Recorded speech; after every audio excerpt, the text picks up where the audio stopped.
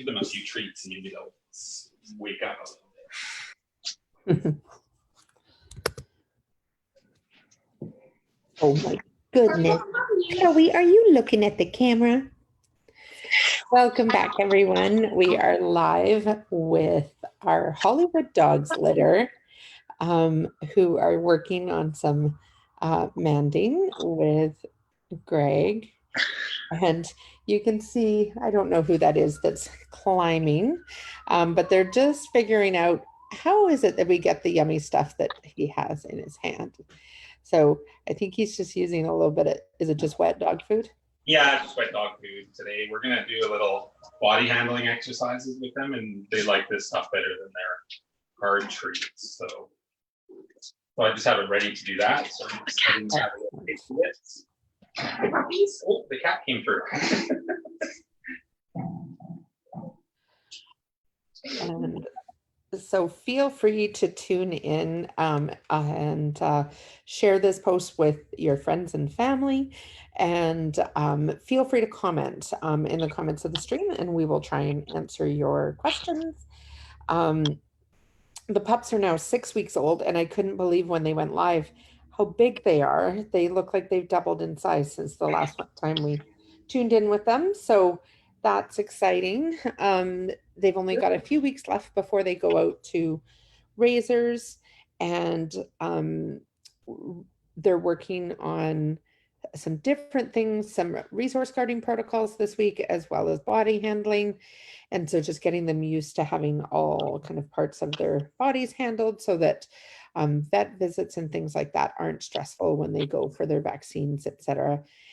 Who is all these puppies that are snoozing? So.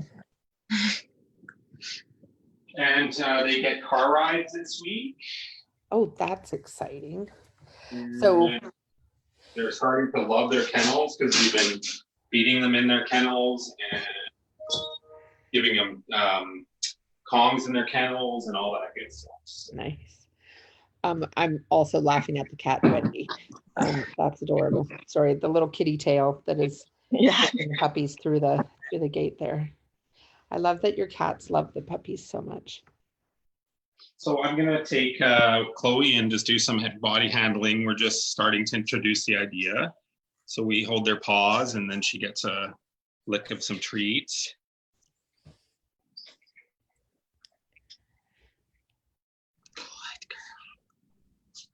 So what's happening here is we're just making a positive association, but we always handle first and then follow with food. So the uncomfortable thing predicts the good thing. So puppies start to make a connection that if somebody touches my paw, then something good is about to happen. So down the road, sorry, is this Chloe? Yes, Chloe. If Chloe was at the vet and being handled by a vet, then it would be less stressful for her, because for her, a vet looking in her ears or looking in her mouth or her eyes just means something good is about to happen, not something bad is happening. So that's what we're working on right now.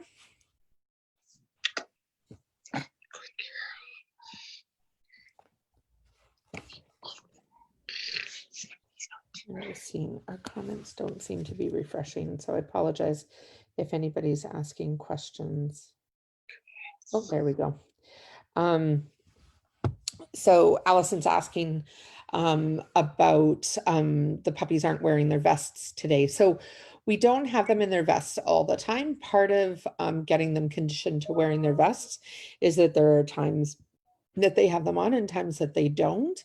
So the vests come off and on, and we put the vests on them at different times, sometimes when we're training, sometimes when they're having a meal, etc. But for this kind of exercise where we're working on body handling, we don't want to stack too many things at once. So if there was a puppy that was a little uncomfortable with their vest and then we were adding body handling to the mix, that would just be too many things all at once. And so we, at this age, we try to keep things very simple. So we're adding one kind of new thing at a time rather than adding a bunch of things that might have the potential to cause discomfort for a more sensitive puppy. So How is the crate training going, Greg? Excellent. Yeah. So they did love their crates when we started. Quince's first litter really enjoyed their crates. So we've been trying to create really positive experiences for them. So they get fed individually now in the crates. They get Kong stuffed with the wet dog food in the crate. And they're starting to go in there and sleep on their own, which is a really good sign. So it's coming. Nice. And somebody was just commenting that one of the puppies is outside the pen, and actually it looks like they've just created a little bit of a baffle now, which is a handy thing as you the puppies get a little more adventuresome, because you can come in one gate and then close it and then go in the second gate. But in this case, Greg is inside, so but it looks like one of the puppies crawled into the baffle and then fell asleep. So He's sleeping there, yeah. I also use it for in the nighttime if I come down and there's some messes. They're so happy to see me that it's hard to get in the pen to clean up the messes. And so I open the one gate and then they all go into the baffle area, and then I close them in there while I clean up. perfect. It's just a real easy way to get them kind of kenneled for a few minutes while I do some cleaning of the pen. Oh, that is very clever. I wish I had thought of that when I had puppies. That's brilliant. So, Yeah. So hang on just one second. I'm just looking to see if Penny says you're rocking your beard, Greg. Oh, thanks. COVID facial hair, right? Yeah, there you go. No reason to shave anymore. So Natasha's asking, what are their personalities like? Are they all pretty similar? Do they have very distinct personalities? Definitely starting to get distinct personalities. Odie is the most social. When you come in, he chases you around the pen and really mans for attention. The most vocal is Marley right here. He sounds ferocious when he's playing. Some of them are sweet and cuddly and have very soft mouths, and some of them are much more ferocious and attacking your socks and that sort of stuff. So starting to show some individual personalities. I think too, the important thing to kind of point out is it's interesting as breeder caretakers, we see one aspect of them, but what I have learned over the years of, you know, all the puppies that I've had is what you see in a breeder caretaker home often will change when they're not surrounded by their litter mates.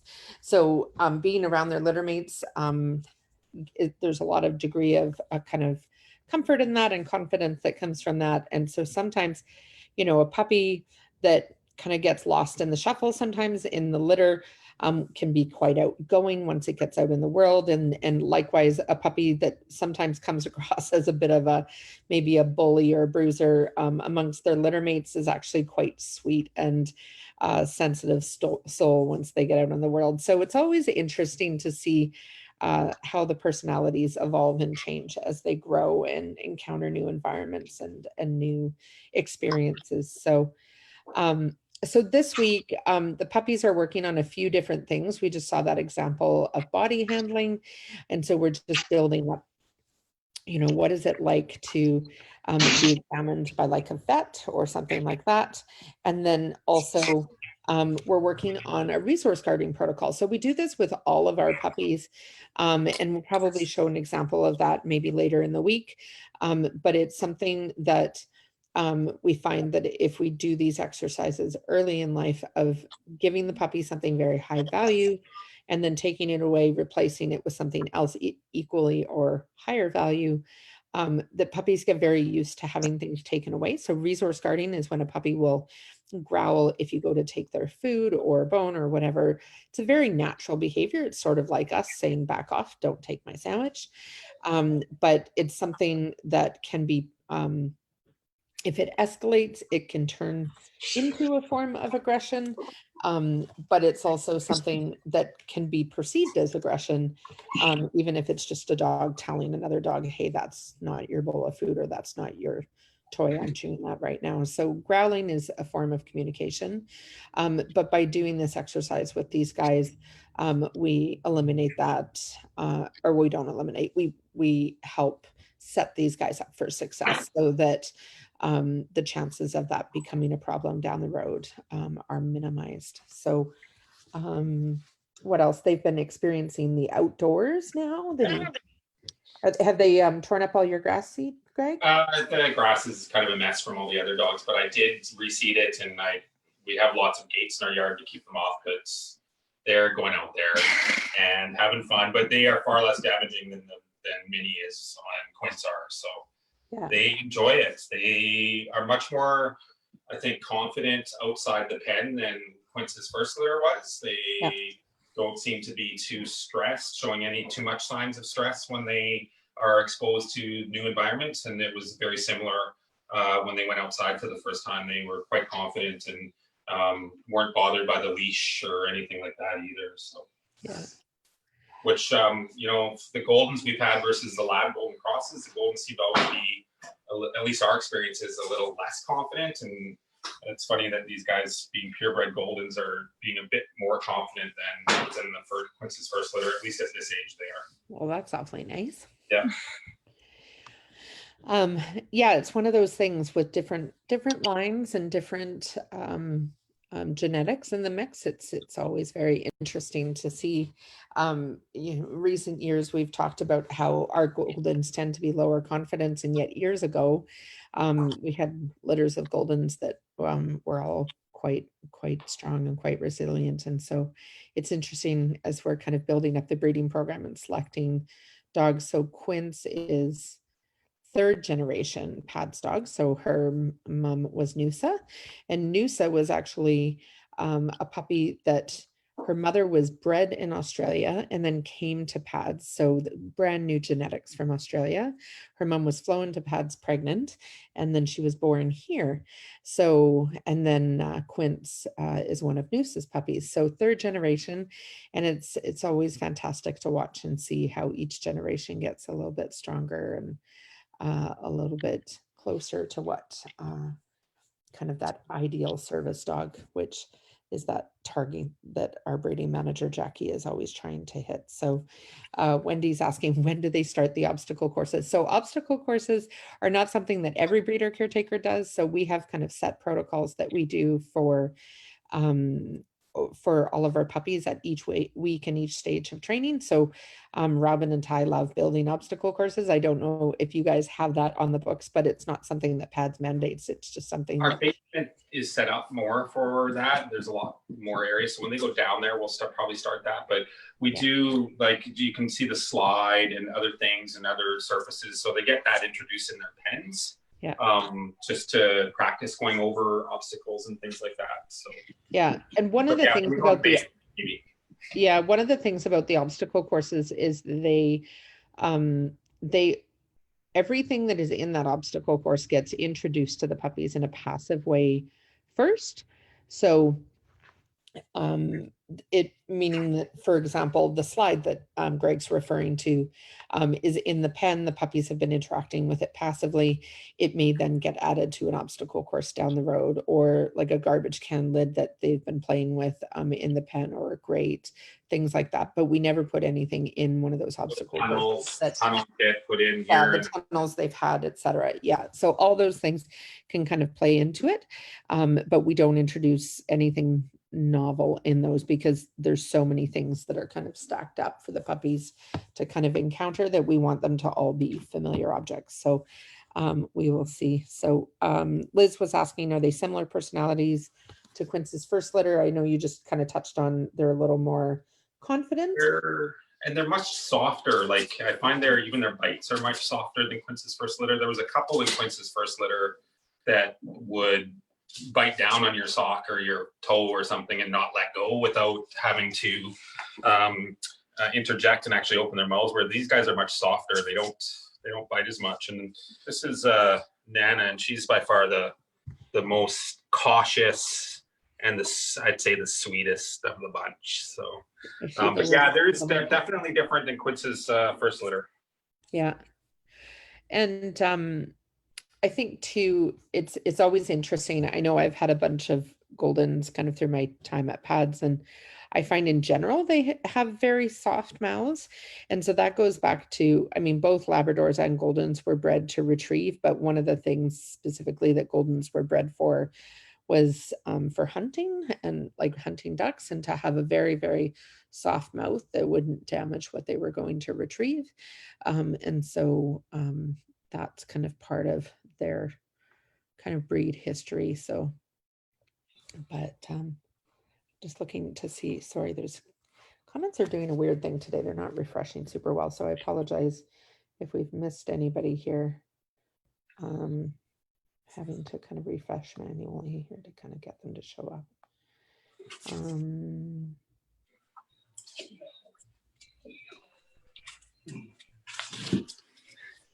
think I've got everybody's questions. So we'll stay on for about one more minute here. So if anybody has any questions, feel free to post them in the comments and we'll try and answer them for you. I also wanted to just mention to everyone, we're super excited. Today is Giving Tuesday Now, which is kind of a global day to kind of respond to the COVID-19 pandemic and how it's really been impacting charities like ours. I know when everything hit, we started doing these puppy podcasts as a way to kind of inject some joy into the world, and they certainly have done that. I know, at least for me. Um, and but I would be remiss if I didn't say that this pandemic is hitting pads hard. It's very easy to forget that when we're looking at cute little fluffy babies.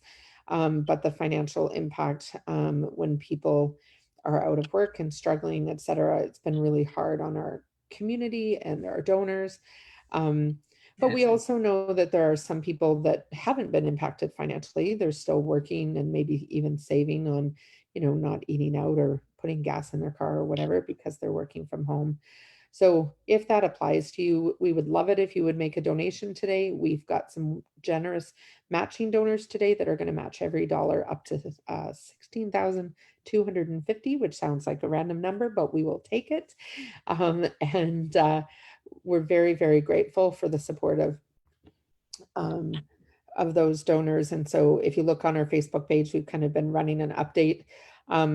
I'm overwhelmed. I can't, just by how people are responding. And I think we're almost halfway to our goal, which is super exciting. So by the time I finish this podcast and hit the refresh button on the page, I'm probably going to have to put up another update. We've been updating every $1,000 that's donated. So if you can give today, please do. And if you can't, then that is perfectly fine. Please enjoy all this floof. It is our gift to you, and hopefully it brings the stress level down a little bit. And I feel really strongly our community is just kind of coming together right now, and we will get through this together. So thank you so much for everybody tuning in. And we will be back tomorrow at 1 p.m. and with some more sweetness for you. So thank you so much, everybody, for tuning in. And we will see you tomorrow at 1 o'clock Pacific. Thanks, Greg. Thanks, McKenna. No problem.